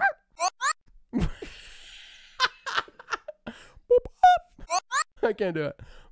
I could just get some bubbles in this water and eat them. Anyways, So honestly, that looks Points. fun. I'm so bad. so you just race cars and get points.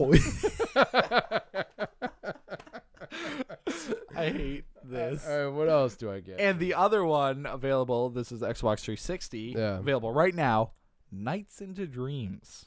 No way. Yep. That's actually awesome. Of course it's awesome. It's Nights. Made by Sonic Team.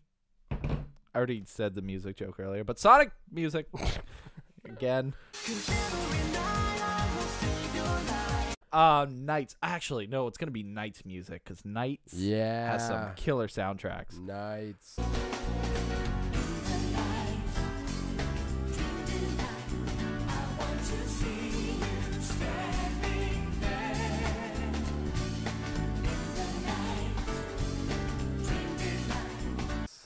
So they made an HD, not necessarily a let's retry that. A me rake? Yeah, a remake. A remake. It's not that. It's an HD like upscaling. So they just make it HDified. Okay. Story is so weird in that game. I never understood any of it. You can either play as a boy or girl. The boy, I don't remember. Basically, the kids fall asleep and they're nervous about like something going on the next day. The girl has a piano recital. And the boy like can't eat all the chicken fingers or something stupid like that. It does sound nerve wracking. But but the good old Knights yeah. dude saves you. But the game's really weird too. It's like Super you weird. gotta go and spin things and collect. I don't know. It's fun, but it's weird. Just be prepared. Dreamcast. No, Saturn. Saturn. Yeah. They did Throwback. actually have a Dreamcast re-release, but I believe it was only in Japan. And they actually did come out with a sequel on the Wii, which I haven't played, but I'm excited.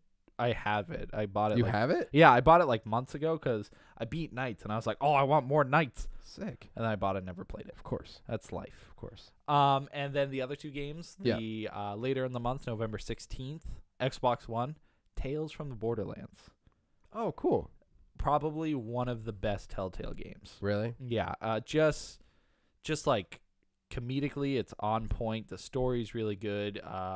Really not too many glitches as opposed to traditional other Telltale games. Like yeah. it was really well defined. And even if you're not into the Borderlands story, it's a little tough to pick up because there's actually a lot of characters, but they're not in it that long. You learn who the villain is fast and stuff, and if you play Borderlands, it definitely helps. But if you haven't, it's still like he's the villain, and he's like you'll learn who his character is from the game anyway. So, and the other one is Deadfall Adventures.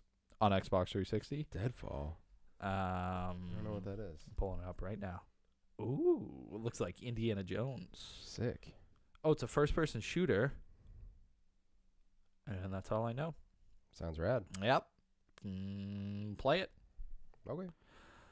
So those are all your free games. Sounds pretty decent. And also, one final thing, Xbox Originals came out on Xbox One.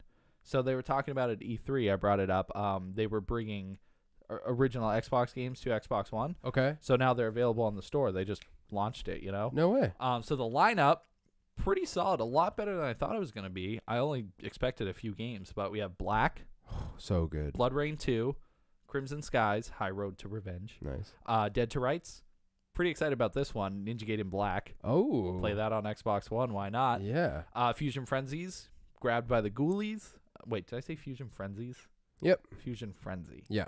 Grabbed by the Ghoulies. The King of Fighters, Prince of Persia. Wow. Sands of Time, yeah. Psychonauts, Red Faction 2, Sid Meier's Pirates, and Star Wars Knights of the Old Republic. Cool. Pretty solid list. I'm Yeah. excited to play Black again. Oh, yeah, dude. Games are $10 each. Nice. Yeah, so some of them that go for more, like, what was that one? Crimson Skies. That one's like traditionally a little more expensive.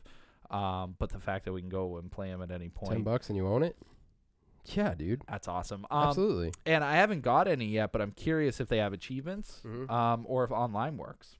Yeah. I don't know. I haven't looked into it, so I can't say, but I'm excited to find out. Yeah, that's really cool. Pretty exciting. Black's great. Black is really great. That is one of the earlier games I played when I was getting really back into games. Mm-hmm. I bought an Xbox and a pile of games, I think off of Uncle.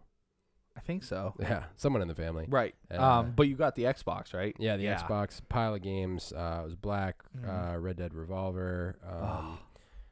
What else was in there? Tomb Raider Legend. Legends or Legends. Legend? Tomb Raider Legend. Yeah. Yeah. No S. That game was also dope. That was. And I was blasting through games, dude. Mhm. Like, and Black, I will never forget, was like one of the best I'm FPSs. I'm super curious if it holds up, because I think that was Me too. the foundation for all modern shooters. Because at the time, Well, Halo holds up. Halo was It was also around that time. Yeah, I mean, I think Halo was definitely like the pioneer. I know. Yeah, I but- know Halo's like top tier, but Yeah, I'm just but saying, Black like refined the modern shooter. Yeah. Like, yeah. So I'm curious if it holds up or if it's super dated. Like you play it and you're like, I'm "Eh." curious. Yeah. Are Are you gonna get it? Yeah, definitely. wanna It's see been what it looks years like. and years since I played it. I played it when it originally came out, which was like It's a long time ago. man. 2005, 2006, maybe. Take a solid guess. I'll look it up. Okay. 2005 is what came to my head first. Okay. Oh no, it's probably a little. No, because like 2006 was Xbox 360. Yeah, 2005. So it was a later release. Let's see. Black. Ooh, Maybe 2004. I'm going with 5. Because Xbox, I think, was 2000. What? It better not be like 1992 or something. 2008. What? Holy crap. Yeah. Release date April 7th, 2008. Wow. And it was on PS2, Xbox original. Yeah. Wait a second. I'm getting mixed dates here. Oh. Because it might have been released on 2006. 2006. 2006. Yep. Heavily Okay. stylized. So 2008 must have been PC. 2 years for that Not to come sure. out, though. That's weird. But okay, 2006. There we go. That's what I thought. Yeah. Yeah, that's right. Tim knows. But yeah. So I'm excited to play all those. But since we're talking about first-person shooters, Yeah. I just want to give a quick little nod to Call of Duty World War II. Oh yeah, man. Because for the longest time, Call of Duty has been suffering with biting off more than it can chew. Yeah. You know, it keeps trying to go into the future, trying to add all these crazy elements with Sure. like emotes and these loot boxes and millions of weapons and camos and all this crazy stuff. And so the past, it was Ghosts, Infinite Warfare, Black Ops 3, Advanced Warfare. So 4 or 5 games, they have just been bad. Like, just bad. So it's been upsetting for me. I mean, I've played all the campaigns, so they've been pretty cool, but the Sure. multiplayer is just trash, and it's been unfortunate. I mean, a lot of people do like it, but they departed so much from the formula of like boots on the ground, like just running and shooting guys, because there was wall running, there was jetpacks, there are all these abilities. So this game goes back to World War II. So you just have classic guns, classic maps, classic gameplay. It's awesome. And it's so refreshing to be able just to pop in and be like, okay, I don't have to learn these 50 new guns. Right. And I don't have to worry about guys flying over my head and everything. It's like just straight, horizontal gameplay, not vertical. You know? So I just, for people who have been out of Call of Duty for a while, it's totally worth going back to this one. That's me 100%, because I haven't really played one. I haven't played one in depth. You know how many hours I spent playing Modern Warfare 2. Modern Warfare 2, I always say, is the pinnacle of Call of Duty. Yeah. It just, it aced everything. Nothing was too overwhelming. A beautiful array of guns, maps. There was so much content. Graphically, that is bugs. Yeah, that to me is the definitive Call of Duty. So good, and everyone played it. There's just so much of that game. Yeah, and it was a lot of it was the time. Like Halo 3 and Modern Warfare 2 were like, that was Halo clutch. 3 lasted so much longer than, not that it should. I'm glad it lasted, but it's just crazy the lifespan on that game. Yeah, because Modern Warfare 2 came out so many years after Halo 3, but Halo 3 was still right those up. They were still those right were the up two next that I to would each play. other. Yep. I would play like Halo at night and Call of Duty in the morning. Yeah. Like, that's what I do.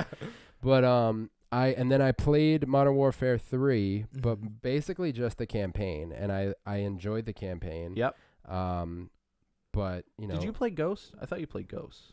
I think I played a couple rounds online. I never owned it. Okay. But do I have it? I'm pretty sure really I get have into it. Yeah, I feel like I played it with you and Duke maybe at one point. Yeah. I do. I have Ghost right there. I think I played a couple rounds of Black Ops with a couple friends of mine, but I never got into them the way I got into Call of Duty, Modern Warfare 2. Yeah. So when I was watching you play earlier, and when we were talking the other day, we were saying how it's kind of returned to form, I'm like, man, that is so exciting to me. Yeah. Just the feelings I get. Before Modern Warfare 2, there was Call of Duty World at War. Yeah. And that game was amazing too, and it feels a lot like I that. just missed that one. I didn't play it. So when I got Modern Warfare 2, I was like, oh, yeah, wow. you've already tasted the good stuff, no reason to go back. But and they ace like World War II combat. There are weapons to this day that I know because of that game. You know, like the M1 Garand. It will never, like, my knowledge of that is all from a video game. And when I see it in this game, I'm like, oh, my baby's back. I love it. And like, there's shotguns. There's so many just good things. So it's just so exciting to go back and just feel comfortable in the game again. It's not like there are these crazy high-level super ability guys that can call in a bunch of robots to attack you or do a seismic wave, or like, just the future was cool. I was on board, but multiplayer it just became too much. Didn't land. Yeah. And this definitely takes elements from the other games. There's still like certain things like the emotes are still there. They still have these like modern takes on this classic stuff, but not enough to bog it down. Yeah. So and campaign's really cool. I'm like 4 or 5 missions in. It feels like a World War II movie. Cool. I was gonna ask you that. So cinematically, it's very entertaining to watch because like you get your beginning cutscene, you play through the level, and then the ending cutscene. Cool. But it totally just feels like, a World War II movie, which those are always good. Always good, yeah. But yeah, excellent. And they have Nazi zombies in it again. Of course. Still super complicated. Yeah.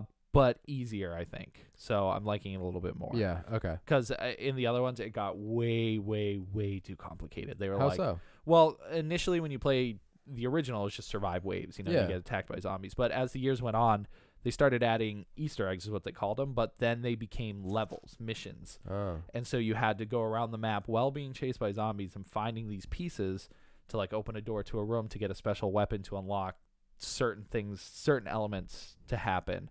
And then eventually got to a point where you were in a town and you had to solve puzzles in the town while being attacked by zombies. And it just got way too complicated.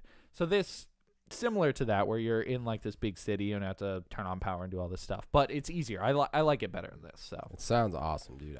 Yeah. You know what I really want? Mm-hmm. I want Left 4 Dead 3. Never going to happen. Why? Valve does not make video games anymore. Oh, the ladybug. Do you flick it? We have this debate No. earlier. You have to let it live. Just let it live.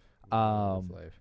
So Valve has never made a third game, and they stopped making games a few years ago.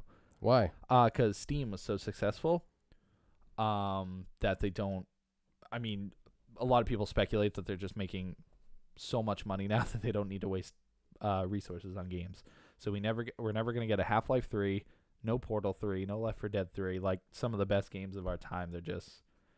Does that mean people are still online playing Left 4 Dead 2? Yes, absolutely. All right, then I just want to get Left 4 Dead 2 again. Totally. And it's backwards compatible on Xbox One. So you plug it in and you can still find games today.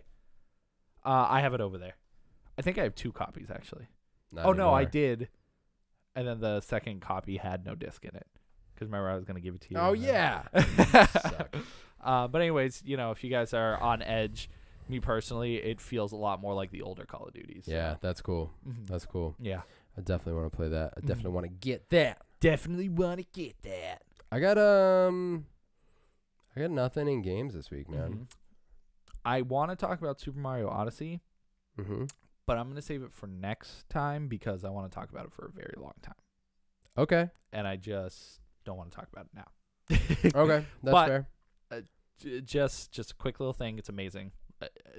Totally a reason to get a Nintendo Switch. Yeah, I knew he he's was there. right on there. Yeah, I would, if I had the money right now, I'd get it just to play Odyssey. Yeah, I mean, it totally justified. It's like you're buying a $300 game. Totally worth it. worth it. I would spend $300 on this game. Just I can't. Don't get into it. I'm not. Don't. But- Next week, Yeah. folks. It lived up to the hype for sure. Yeah, For I've sure. not heard anything short of that. Yeah. From anybody. And I mean, the Switch is killing it. It Yeah. had a Zelda game, a Mario game, Mario plus Rabbids, which was incredible. Some new ones. You got ARMS. You got 1-2 Switch. It's killing it. Killing it. Can't And next wait. year is going to get even better. Metroid.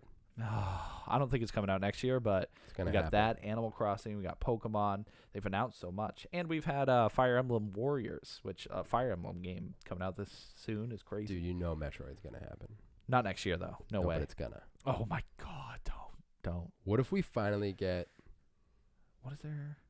What Smash if we- Bros is coming out next year on the Switch. Not a new one. They're saying they're going to re-release the older one. Okay. Dude, what if we finally get that first-person Mega Man game? Oh, my God. They could do it. They could absolutely do it. Maverick Hunters. Mega Man's dead, though, Mega Man's dead. which is so unfortunate. You only ever see him as cameos in other games. The last game, technically, was... Smash? I guess. I mean, he showed up in Dead Rising, Marvel vs. Capcom. But he also showed up in Dead Rising, but he's just a costume. Yeah, right. Like, so there's references, but Capcom still owns him. So, they still owe him. They owe him for all the games. Shoot. That's great. And next week I'll talk about Sonic Forces. That was the second Sonic game coming yeah. out this year. It's coming out tomorrow, so Really? yeah. Holy Christmas. So I'll be pretty amped to talk about that. Cool.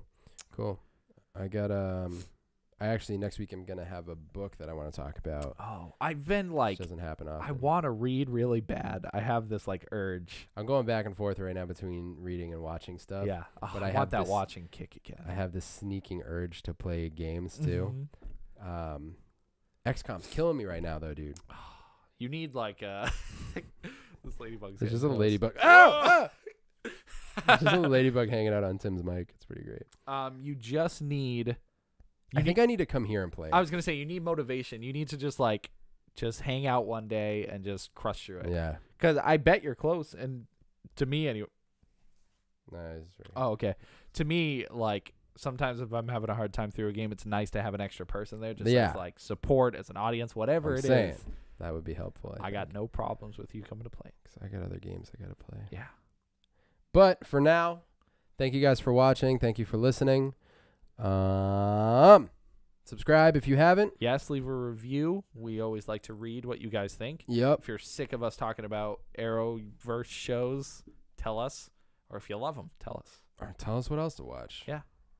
I'm excited to talk next week about the thing that I didn't talk about. Let's just do it right now. Whole new podcast. Okay. Welcome to podcast 72. Did I say the right number at the beginning? Yeah, 71. Cool.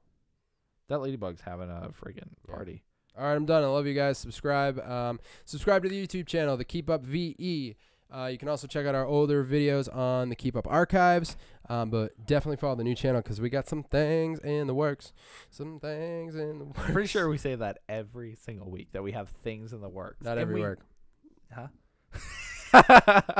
Not every week. Not every work. I'm saying it now because we have a plan. I know we have. I know. I'm sorry I said it. It's a pet peeve of mine when people post things online that are like, keep your eyes peeled, working on some projects. I'm like, all right, no, you're not. And it sucks because I'm looking at them right now. That's the thing. I know that they exist. Whatever. This is whatever. Never mind. Don't subscribe. Wow. Dude, Can life be as long as you live a life? Like, if you live long enough to not live, does that still mean you lived? Or would you have lived to loss but lose the live to will? Now, I ask you this. If a ladybug only lives as long as it wants to, does it live or does it end? Think about that, you lively bugs.